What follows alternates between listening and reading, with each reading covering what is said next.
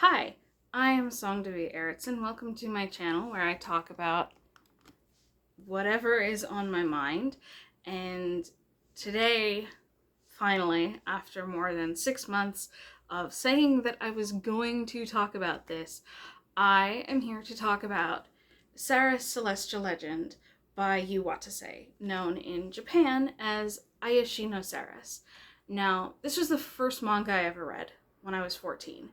And I was enthralled. And I had no clue what manga was. I had no idea it was from Japan or anything like that. But one day I was like, okay, the comic book section is not giving me anything, and I don't have any holds coming in from other libraries.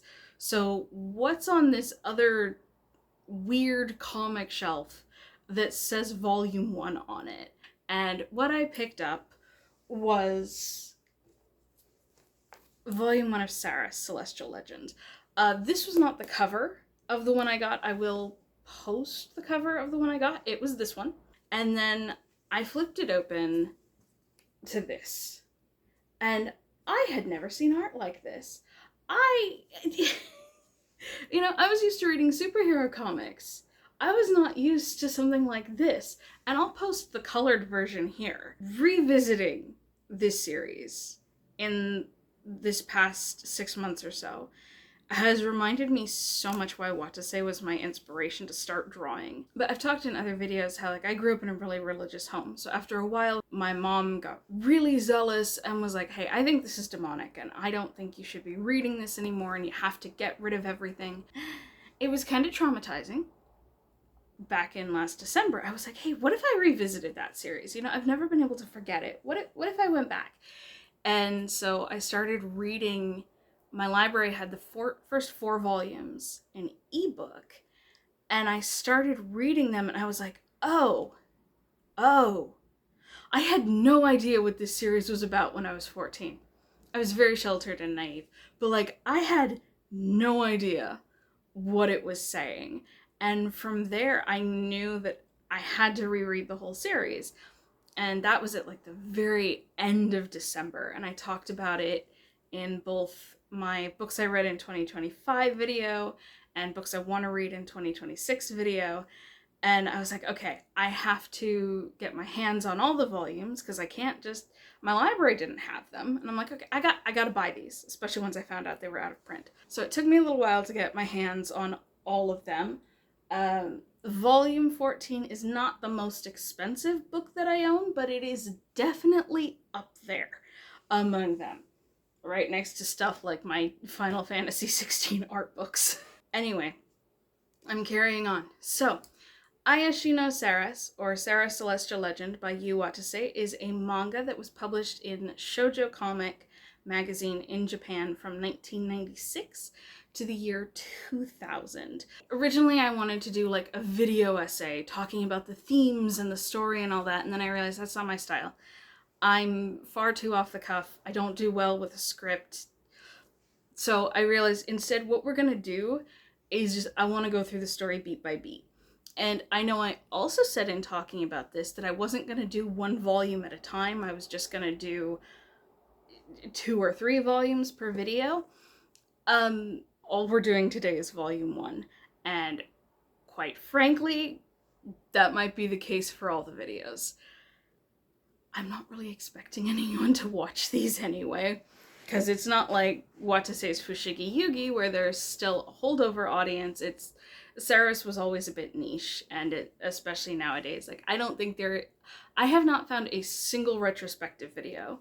So I'm just gonna do 14 videos going through each volume beat by beat, and I'm gonna talk about this because I never got to talk about it when I was 14, and now I'm reading it again at 34, and I just need to talk about it, especially all the things I understand now that I did not understand before. So, disclaimer going into this. This is a supernatural horror romance, and it lives up to the horror. There is death, there is gore, there are themes of sexual assault, there's a whole lot of blood. Did I mention a whole lot of blood? in this series. I'm amazed that did not turn me off when I first read it, because I was very sensitive as a 14-year-old. The other thing, one, I'm going to be spoiling this story. Even here in the first video, I'm probably going to be referencing things that happen in future volumes. Two, this was written in 1996 Japan. It was a bit of a different world, and something we need to establish here is Aya, at the beginning of the story, is 16. Her love interest in the character bios that Watase provides in the book, according to that, the love interest is 24 or 25. Do I like this? Not really. It's not my favorite thing. We do find out later in the story that those numbers probably mean nothing.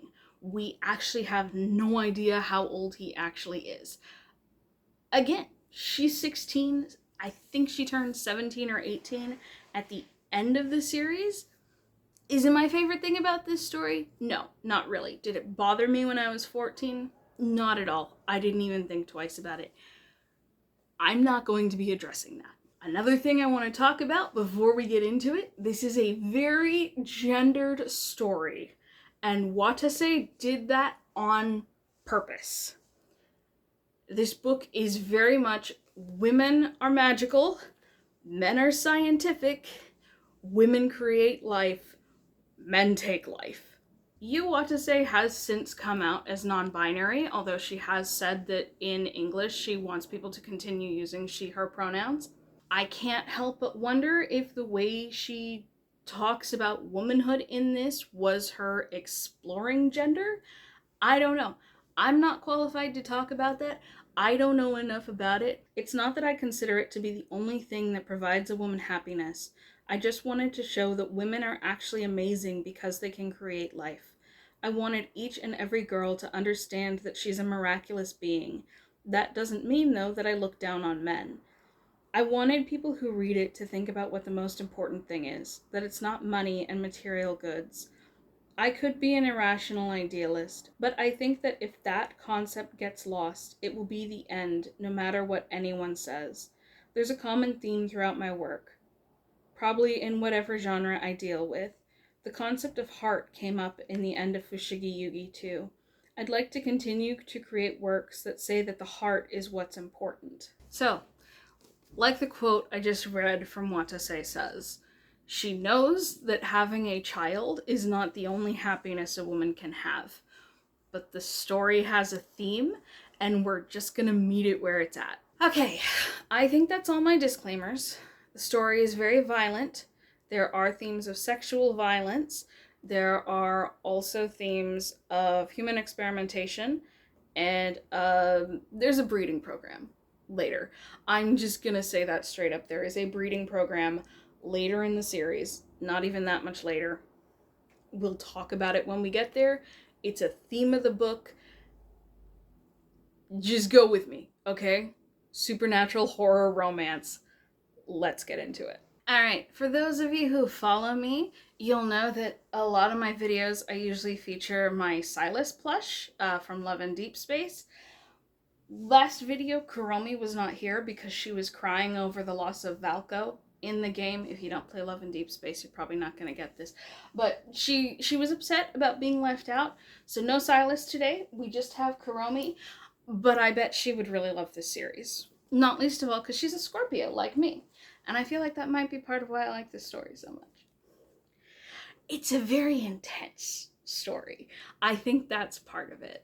Our story opens up, it's not said specifically, but because of the character bios that tell us that Aya and her twin brother Aki have their birthday on September 24th, the story opens on September 23rd with Aya Mikage, our main character, going to a fortune teller and receiving the quote-unquote fortune. In your future, Aya Mikage, you will be ruled by the Star of Darkness. I see blood, anger, devastation, and sorrow, the destruction of all balance in the world. On the day the 16th star and moon align, your destiny will overtake you. Whether light or darkness triumphs is up to the great power of life you have within you. Well, Aya thinks that's bullshit, and she thinks she absolutely just wasted her allowance on this fortune teller to tell her absolute nonsense. And what does that even mean? She doesn't say it specifically, but I'm pretty sure she wanted the fortune teller to tell her, like, when she was gonna get a boyfriend. Don't worry, Aya. He's gonna be there sooner than you think. So, after raging her way through a karaoke session to vent her emotions about all of that, she and her friends are walking home talking about their plans for their birthday the next day when they witness a purse snatching. And Aya, without thinking, body slams this guy, grabs the purse, but in doing so, she falls over the bridge onto the city street below. As she's falling, her mind is filled with visions of a pine tree, of a child, of hands covered in blood, and then this symbol. I don't know if I actually have this in my collection of photos. I have a very large collection of photos. I'll include it here. If I can't find it online, because it's actually really hard to find high quality pictures from this series, I'll just take a picture from one of the books. I have the art book. I should be able to get it from somewhere. Anyway, she sees this symbol, which we are going to become very familiar with over the next 14 volumes. But Aya sees this image in her head, and suddenly her fall slows down and she floats to the road.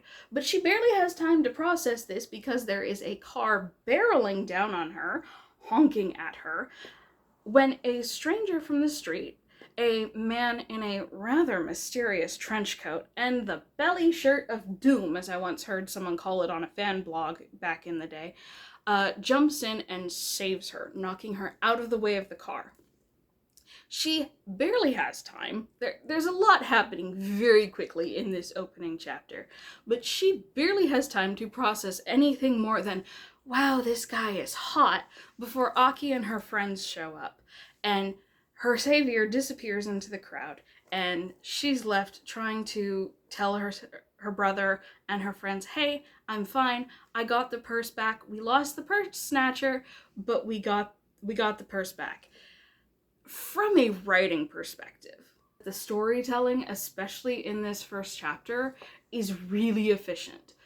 Within the first 17 pages of the first chapter, we have already been foreshadowed the supernatural elements that are about to happen in this series. We learn that Aya herself is brash and a little vulgar by Watase's own description, but she has a sense of justice, which is why when she witnessed the purse snatching, she jumped in. She is not someone who can just sit by when she sees something bad happening, as well as introducing us to all of this in very rapid succession. And I think that's part of why, both when I was 14 and again when I started reading this 20 years later, I was hooked from the beginning. And I was like, oh, I'd forgotten about this. But I am locked back in just a matter of pages. We then move to Aya and Aki talking about the experience, where Aya is talking about how, yeah, she had a near-death experience, but it was thrilling, and it felt like something that finally broke her out of the day-to-day doldrum of her life. She talks about how they do the same thing every day, and they're one of thousands of kids doing the same thing. And Aki is just like, you brat. I watched you fall, and all I could think of was, this is how my entire life could fall apart. In a moment, if I lose my sister, my life will never be the same. And so you see this contrast, whereas Aya is the thrill seeker, and Aya wants something different, and she wants something exciting, whereas Aki is much more cautious. Aki is restrained, and he's the one who thinks things through, whereas Aya tends to act impulsively. Which is why Aya is the main character of this series, and not Aki. Look, I'm gonna be honest, as this series goes on, I'm gonna have stuff to say about Aki. And We'll get there. After this conversation, and after some squabbling, they're called down to dinner where their parents inform them that, oh no, you're gonna have to cancel your birthday plans with your friends tomorrow. We're going to the family estate. And here is where everything starts to go wrong. Aya and Aki arrive at the estate after school the next day, where they're greeted by their grandfather, and we catch a glimpse of a pine tree. It's a single panel on a page that you're probably not even gonna notice. But I notice because I've read the series. And when we get to volume 13, which direction do I move my finger? When we get to volume 13, that pine tree is gonna be really important. So we'll come back to that. Anyway, they're greeted by their grandfather and led into a conference room where a bunch of their aunts and uncles are sitting around wearing all black, looking very serious, and this does not feel like a birthday celebration. Aya catches a glimpse of a certain hot red-headed guy, hi Toya, we'll talk about you more later, comes in with a box, hands it to a member of the family, and then quickly leaves. The box is then set in front of Aya and Aki, and after hesitating, because this does not feel right, Aki opens the box. Inside is a mummified hand. I thought I had a bad Sweet 16. Oh, yeah. So, their family gives them a mummified hand, and as Aya stares at it, her mind explodes with visions, in particular, visions of blood. And there is this psychic blast as power surges inside her. She doesn't know what she's seeing. She doesn't know what she's feeling. She has no idea what's going on. As she starts to recover, she hears a cry of pain, looks over at her brother Aki to see that he is slashed to ribbons. His entire body covered in cuts, and he is slumped over the table, surrounded and covered in blood. So she starts begging their family to help and cannot comprehend why they're not making a move to help. But her parents and her mother especially have started crying and everything feels wrong. And that's when her grandfather stands up and says, don't touch your brother, Aya. He's gonna be fine. He will lead this family into the future and we will see to it he has a long, healthy life. You're the one who's gonna die. And that is the end of chapter 1. Watase, what are you doing to me? Okay, here's the thing. This series is basically the Japanese equivalent to middle grade young adult, right? It's meant for girls who are like 12 to 16, if I remember the age correctly, right? If not younger than that. And there's this thing, I watch a lot of book review videos, and sometimes you get videos where people are like, oh yeah, I'm revisiting this young adult series that I loved as a teenager. And most of the time it doesn't hold up, right? There is a reason I will not reread Matched by Ali Condi, because I loved those books so much when I was younger, and I cannot bear the idea that they would not hold up, aside from the fact I was very disappointed in the third book, but that's besides the point. That's what this is for me, is like this is me coming back to the YA series I loved when I was a teenager, and I'm just gonna say, it still holds up a lot better than a lot of those YA books. Which might have something to do with the fact that a lot of those YA books were written by Mormon housewives, but what do I know? Chapter 2 starts right where Chapter 1 left off, with Aya at first thinking her grandfather is joking, but soon enough she finds herself pinned to the ground, one of her uncles strangling her with both hands around her throat. And that's when that power she had a moment earlier breaks loose all over again. And then we see the house in shambles and bodies littered all around as the grandfather and one of the cousins, who we will come to know as Kagami. We're gonna have things to say about Kagami too when we get there, do not worry. But yeah, so we see the grandfather and the cousin, who we will come to know as one of the main antagonists of this story, looking around at the destruction. And then we get a flashback to when Aya was a toddler and she climbed the pine tree that I told you was going to be important. Just like we saw with their personalities before, we see Aki on the ground going, Aya, don't do that, you're gonna get in trouble. And Aya going, I'm fine, even though she's like 3 years old. She does end up falling off the tree, and her father is the one who catches her. Foreshadowing. And she doesn't get in trouble, but the grandfather does tell them, hey, this tree has been in our family for generations. You mustn't climb it or hurt it thoughtlessly. What did I say about volume 13? We're gonna get there. Aya wakes up in the pine tree, having run away from her family after killing a bunch of them. Her parents are still alive, for the record. For now.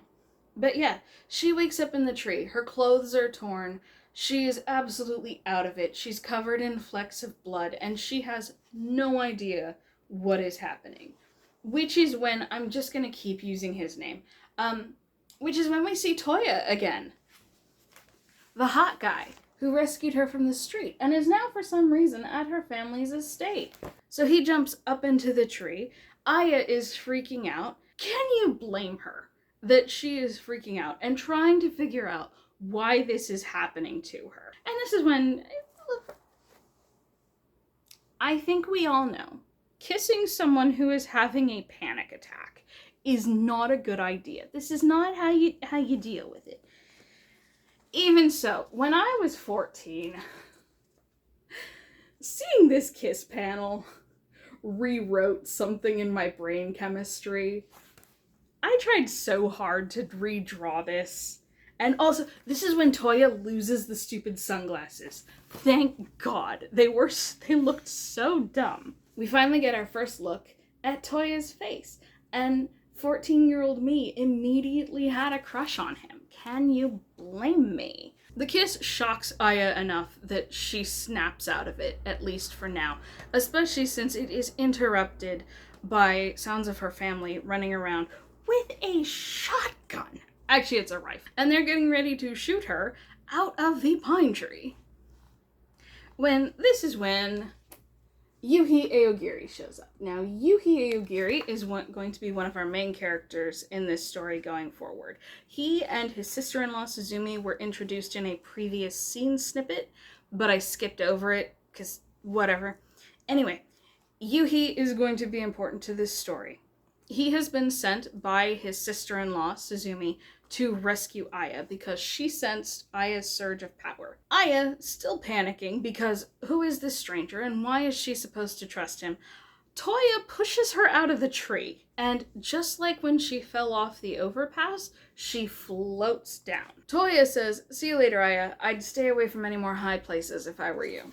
Now, her head at this point is just filled with the fact that Toya is hot, and her family just tried to kill her, and she has no idea what's going on, and she's being carried away by a stranger, only to run into Suzumi, the refined woman in the kimono, who says, "Introductions must wait. Your relatives, the Mikage family, are after you, and they will not stop until you are dead.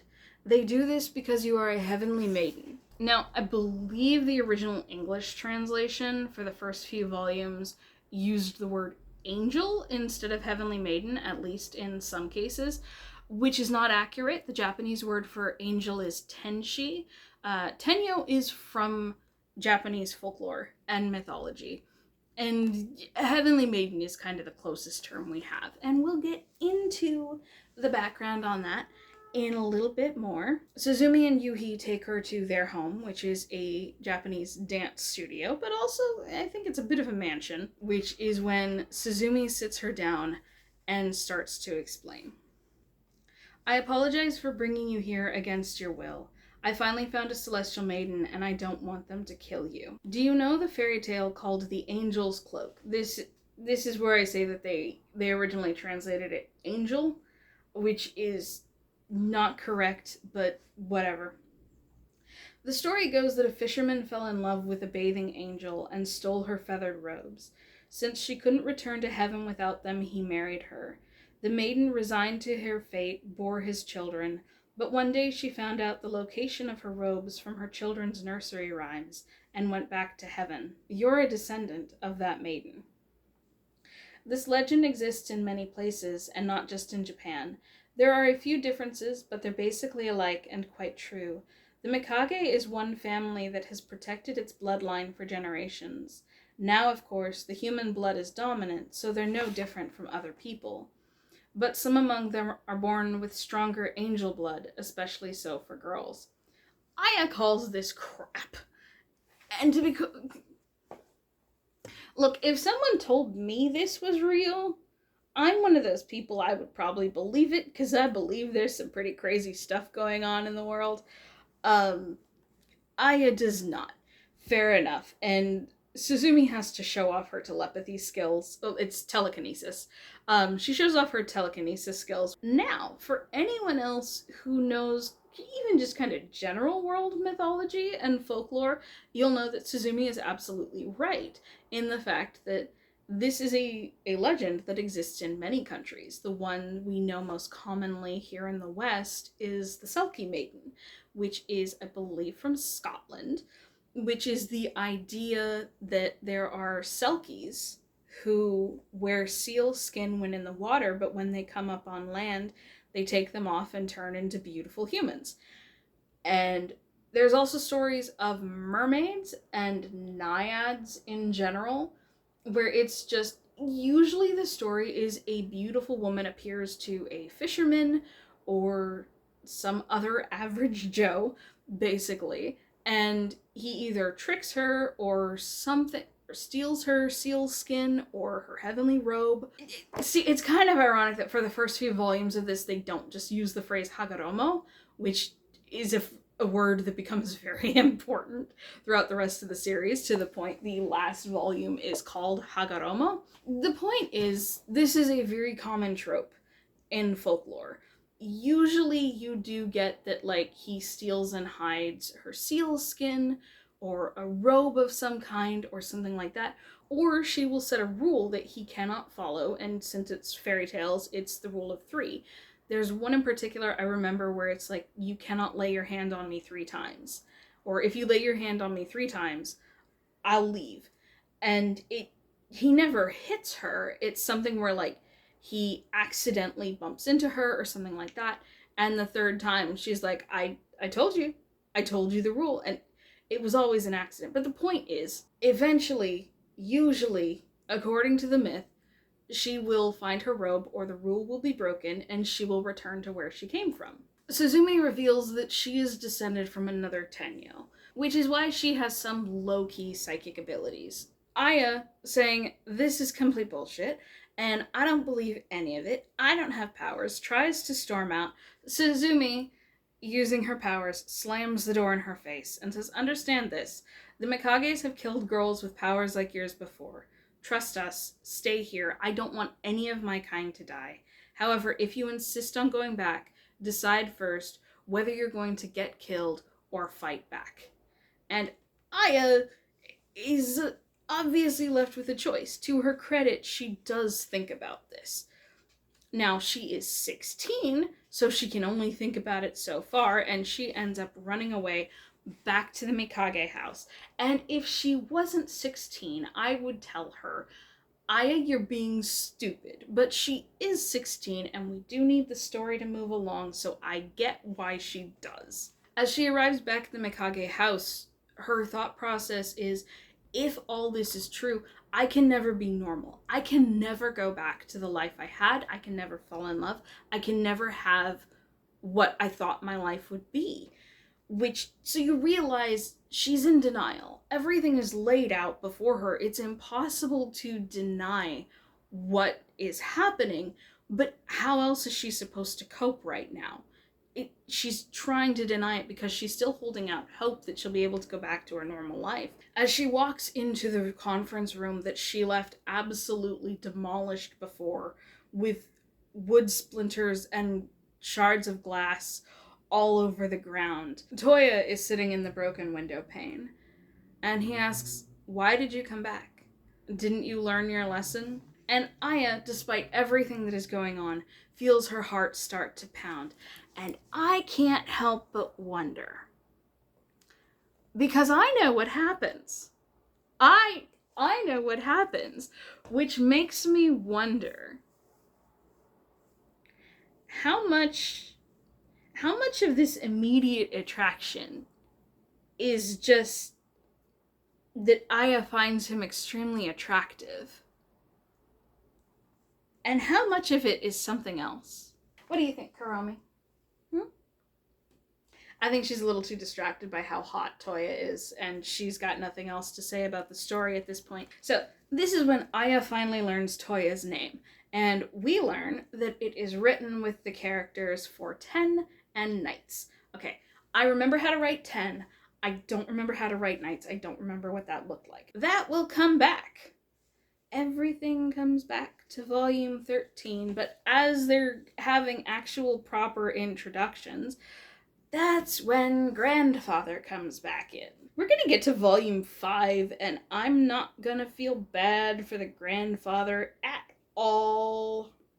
So, Aya, being her brash self again, is like, hey, you guys are nuts. What is going on here? You're my family. You're supposed to look after me. Why are you trying to kill me? You have awakened.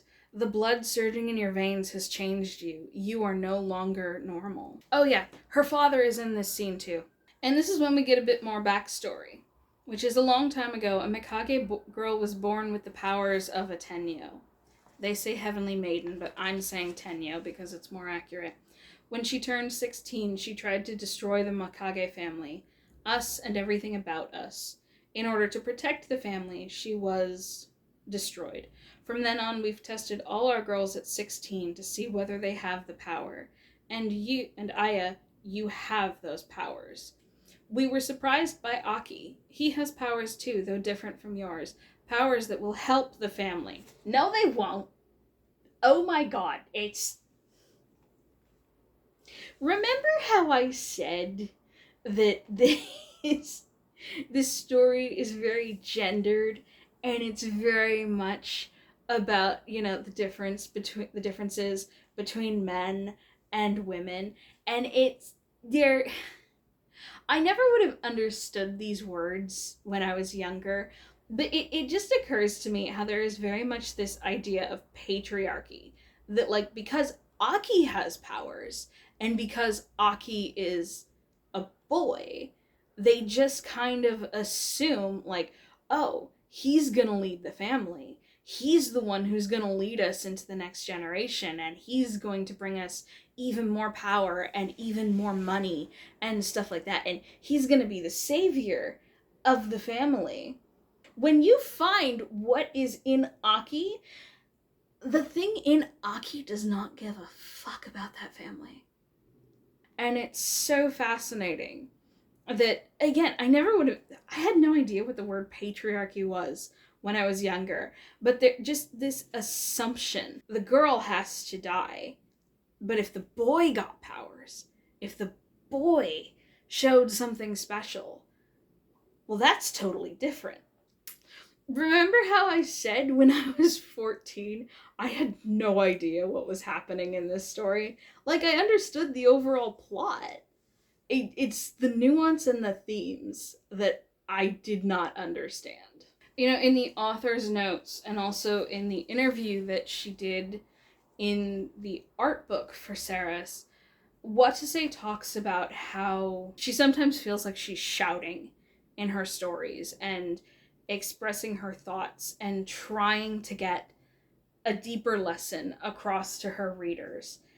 And I think I picked up on some of that when I was younger, but I definitely did not pick up on most of it. So Aya is standing there with her grandfather, who she's known as a caring figure throughout her entire 16 years of life, and other members of the family, and her father standing there behind her grandfather, with other family members who have rifles on her. And so Aya, being a normal 16-year-old girl, as her grandfather is ordering members of her family to shoot her, calls for her father and screams for him, and he jumps in front of her. and ends up with 2 bullets in his back. And you see Aya release another psychic blast. And as he's dying, her father says, Aya, don't listen to them. You are a normal girl. Aya, I'm sorry I couldn't do anything. But I don't want you two to be victims of, be slaves to the Mikages. Be normal and free. I want you to be happy, to live. You must fight your blood and your destiny. No matter what anyone else says, you and Aki are human.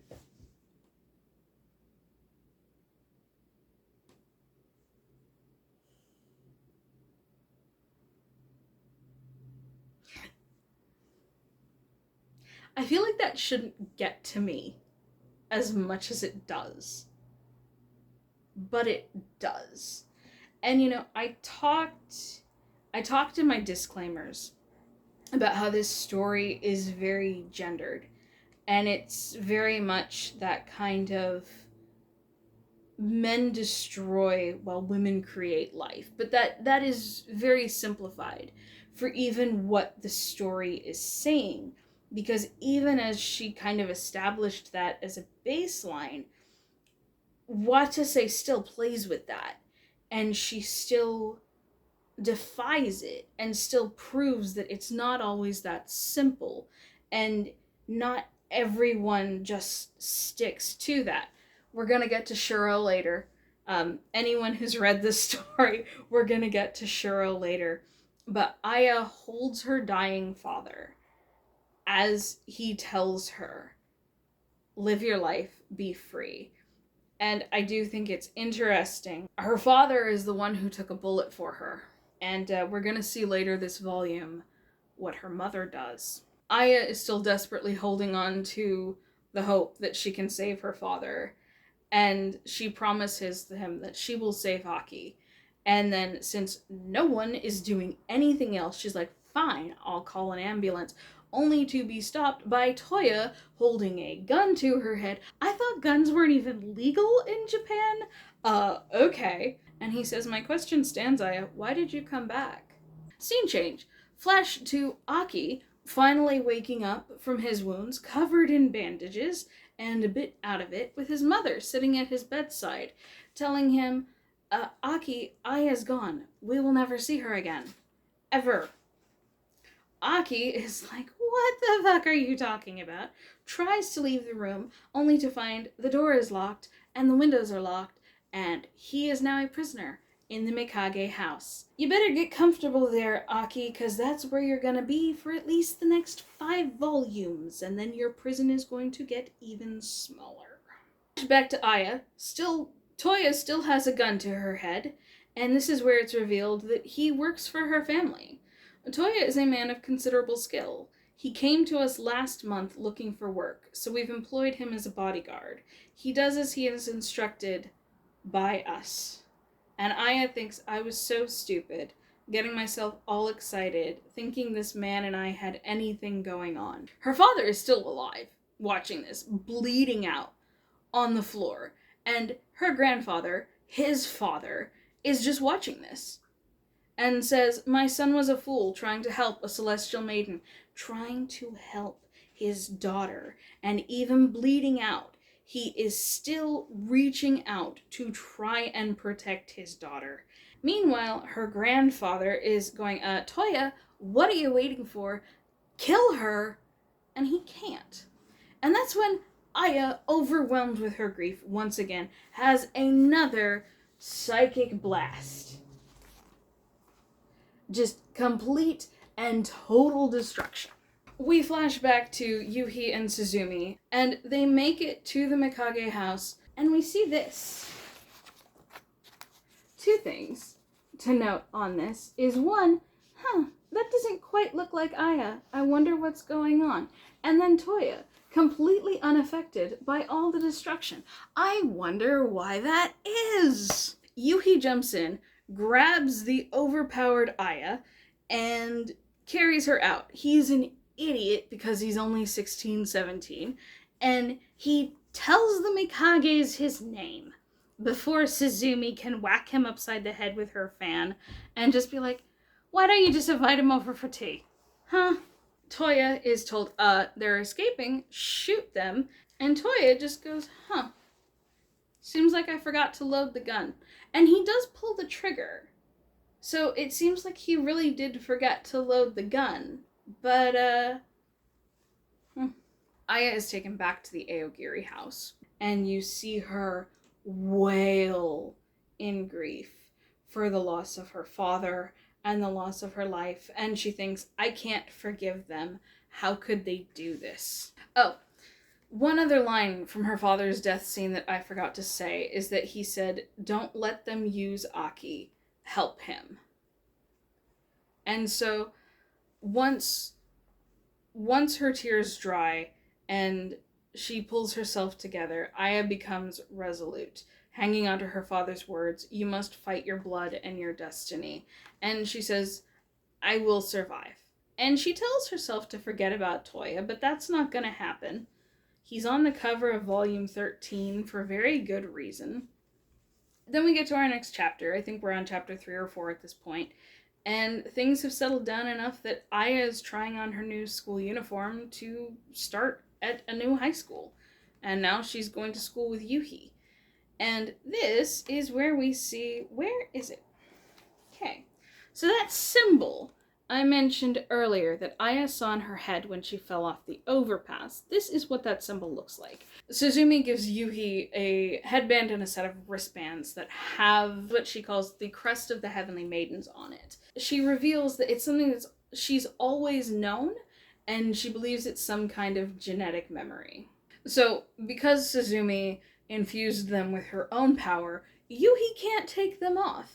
And it basically means he has to stay close to Aya and keep an eye on her. And she says they're also obey the Heavenly Maiden bands, but I don't think we ever see it actually used to command him or anything like that, but maybe I'm forgetting. We'll see as the story goes along.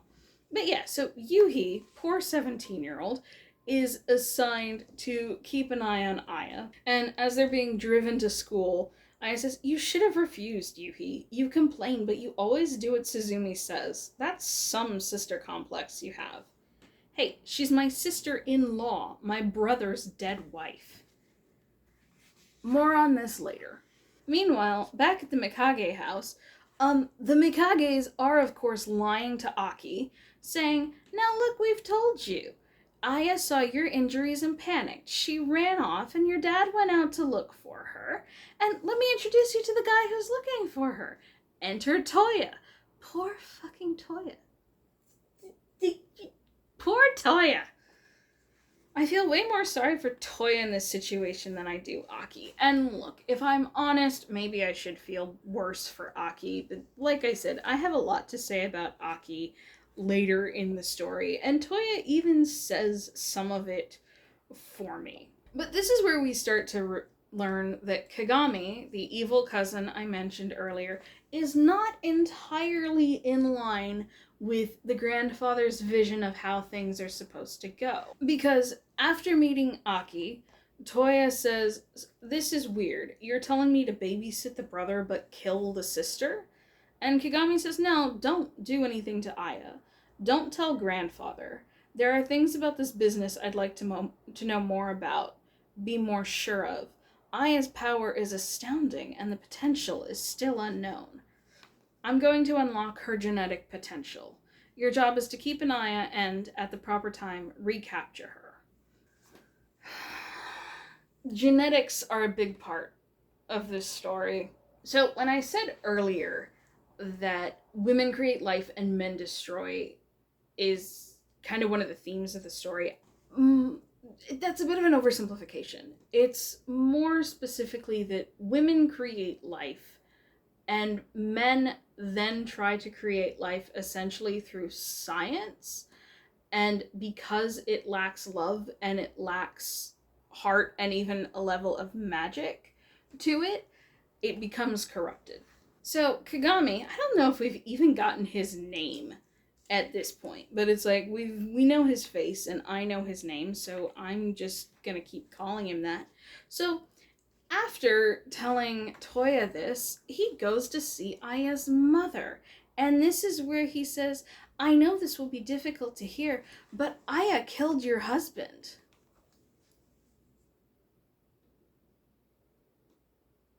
I hate Kagami so much. So yeah, he tells Aya's mother that Aya killed her father, which, as we know, is not what happened, but whatever. Back to Aya, who is trying to settle into life at a new school, but she goes to the bathroom and tries to wash her hands, and blood pours from the faucet. And then she sees a vision of her house, her home in Tokyo, with blood dripping down the sides. And as if all this isn't overwhelming enough, then she looks outside the window and sees Toya. And she confronts him. And she's like, so you're here to kill me again? I know you're my grandfather's lapdog. And she's thinking, and her heart, even so, her heart is pounding. And she's like, even so, I wanted to see him so much. And Toya says, I wanted to see you. I think Kuromi said it best. Oh, you can't just say that to any random girl, you know. And Aya, justifiably, freaks out a little. And she's like, don't just turn away and act like nothing happened. You stole my first kiss. It's not fair. I don't know anything about you. At least tell me your last name. I can't. Well, then how old are you? Where are you from? I don't know. It's the truth. I don't know anything about my family or myself. My memory is empty. A blank. The only things I remember are my name and the name Mikage. A month ago, I found the Mikage family. Your cousin Kagami told me I can restore your memory. We can do that. Is that why you serve them like this? I just want to find out about myself, who I am. My one desire is to live like a normal human being, and I live only to make this reality. Well, sounds like Aya and Toya both basically have the same goal. I wonder if that's going to be relevant later. Toya holds up a choker necklace that bears the Mikage crest, and he says, when I wear this, consider me your enemy. But before going, Toya tosses her a crumpled package, which is the birthday present Aki had gotten for her, that he never got to give her. Now, I don't remember if it's specified what he gives her, because, she got him a pair of red stud earrings, because he had pierced ears. And I don't know if it's ever specified what he bought her. I seem to think that, he accidentally got her the same thing, but I'm not sure. But holding that, Aya starts to cry, and she says, I thought I'd decided I wouldn't cry anymore. But Toya runs forward and hugs her, holding her close. Unfortunately, the scene is, really light, so I don't know if it'll show up on the camera very well. And he leans in as if he's going to kiss her, touching her face, and says, if you weren't a heavenly maiden, and then steps back. And she says, if I don't become a heavenly maiden, then I could see you, right? And stay with you? But Toya puts his necklace back on and walks away. Now, I have mixed feelings on Toya's writing throughout this whole series.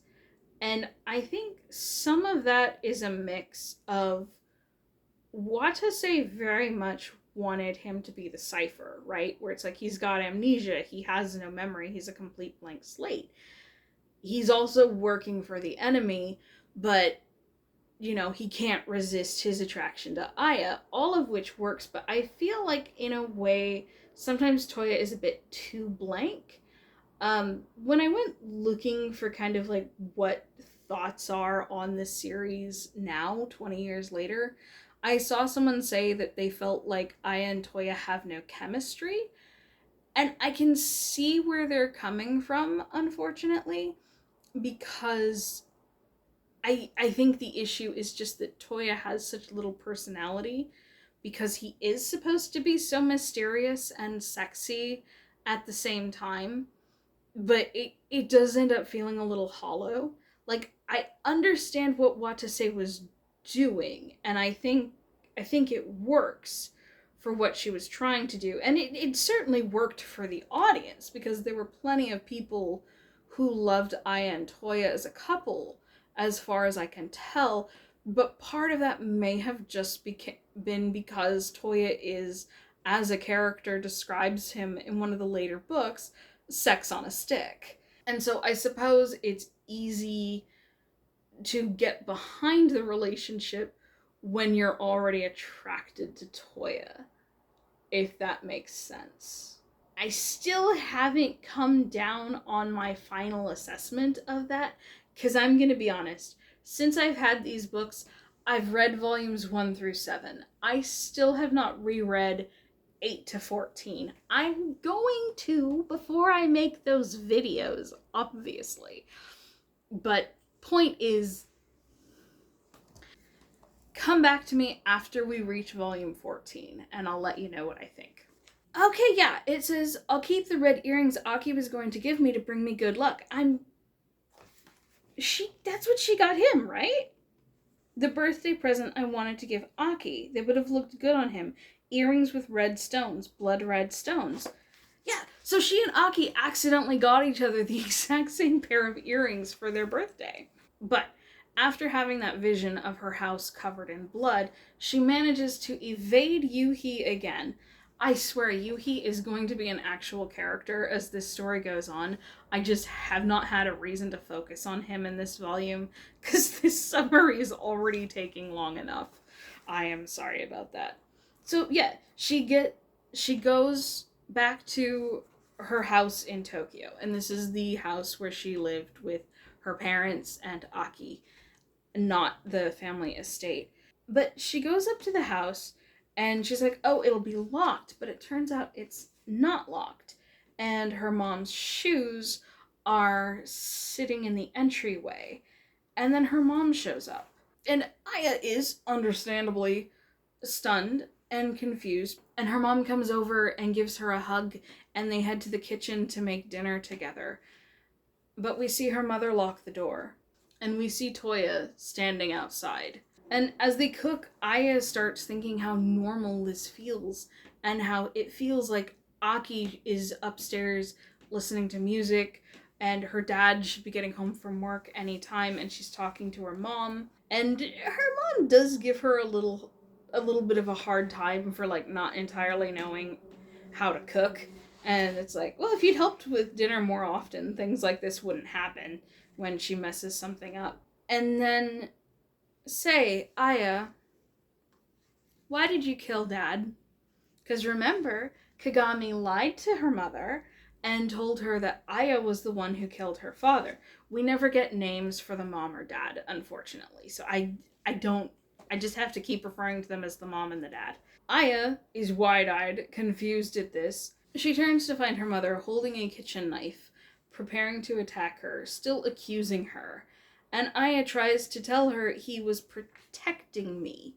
What do you mean? Only for her mother to slash at her with the knife, saying over and over again, you killed him. You killed him. Don't worry, I'll make sure you don't do anything like that again. I'll die with you to atone for your sins. This girl is 16 years old. Everyone in her life is now trying to kill her, except for the strangers who have taken her in. It's been like maybe a week, if that. This poor girl, her father died in her arms. Her grandfather and cousin lied to her mother about it. And oh my God, this poor girl. So her mother continues attacking her, and Aya runs through the house to escape, making it to Aki's room without realizing it. And just to keep the suspense going, we cut to a scene of Aki talking to Kagami, and Aki flips out. And he's just like, I'm sorry, you all are on my case to rest and eat and take care of myself, but no one's telling me what's going on. And anytime I ask any questions, they all say, I don't know. Don't leave your room. Should I bother asking you, Kagami, or are you just as clueless? And Kagami finally gives him some answers. Oh goody, Kagami contributes something somewhat positive to the plot. That was a mummified hand, referring to what Aya and Aki were shown at their birthday. Not a human one, mind you. It belonged to a girl who tried to destroy our family a long time ago. Since then, everyone in the family has been required to look at that hand when they turn 16 to assure that a monster like that never rose again. Those wounds that appeared on you in reaction to seeing it are probably an embodiment of how our ancestor died. He's right.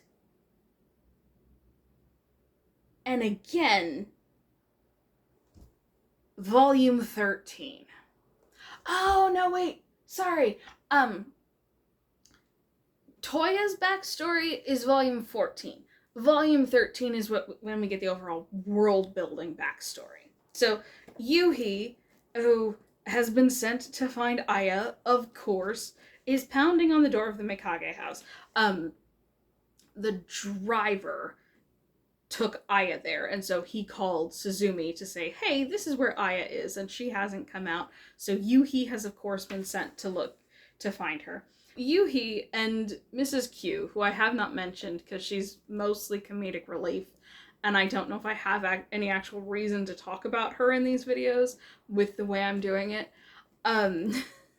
So Yuhi and constant comedic relief companion Mrs. Q are banging on the door, trying to get into the house, and Toya comes in and just cuts the door open with a stiletto blade that is going to become important later. Back to Aya, hiding in Aki's room, with her mother still pounding on the door with the knife, trying to get to her. Her hand is still bleeding, and she's having a breakdown because she starts to feel the power welling up in her again, and she's trying to suppress it because when she had that conversation with Toya outside the school, and she said, if I don't become a heavenly maiden, can we be together?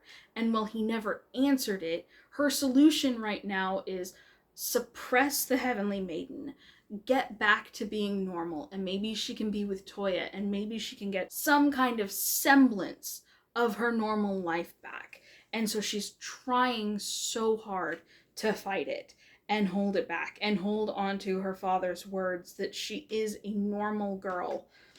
But everything is catching up with her, and the power breaks free, and we see the crest of the heavenly maiden behind her as she falls to her knees and screams.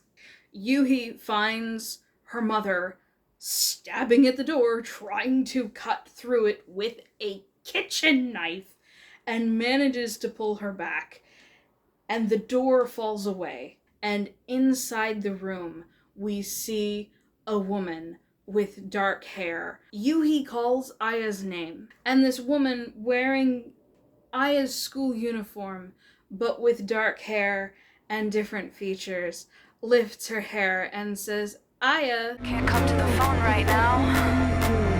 Why? Oh, 'cause she's dead. Okay, that's not actually what she says. Aya has gone to sleep. I am the one descended to earth. My name is Ceres. And that's the end of volume 1. You know, when I came back to this story, I didn't expect to get hooked back in the same way I was when I was 14. But here we are. And even now, just talking about it, and summarizing it here, I'm so in. I'm so invested. Like I said earlier, since getting the books, I've only read volumes 1 through 7.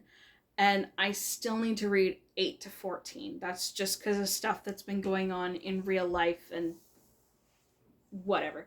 But it's like, I still want to read it. And that's part of why I'm like, okay, just go ahead and do the videos, and then I have an actual reason to read them, and I can't make an excuse like, oh, I have to do videos, I have to write, I have to do this and that. No, make it part of the videos, make it part of the things, and then I have reason to read them. I told myself I'm going to do 52 videos this year. I'm going to do weekly videos for all of 2026. And, you know, I might as well just go ahead and make like 14 of them about Ceres. Why not? I've got 26 more to do this year. So, Not including bonus videos, because I usually end up doing bonus videos whenever something comes up. But you know what? This channel is just where I talk about whatever's on my mind, and like I said, I have a goal set for myself, so might as well run with it.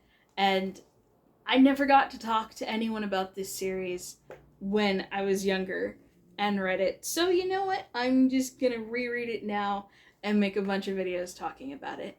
And that way, hopefully, I can get out all my thoughts. And if anyone does watch these and comes along with me on the story, that would be great. Thank you so much for watching this video.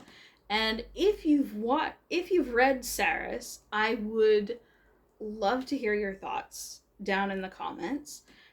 And I will, of course, be back. I don't think I'm gonna do like 14 weeks of just Ceres videos. Like I said, this channel is where I talk about whatever's on my mind. So I'm just gonna see what's on my mind as the weeks go on, and we will play it by ear and see how this series comes along. There's 7 of these books that I have not read for about 20 years at this point, so I don't think I'm going to be disappointed when I get to the end, but it will be really interesting to see how I feel when we get to those books.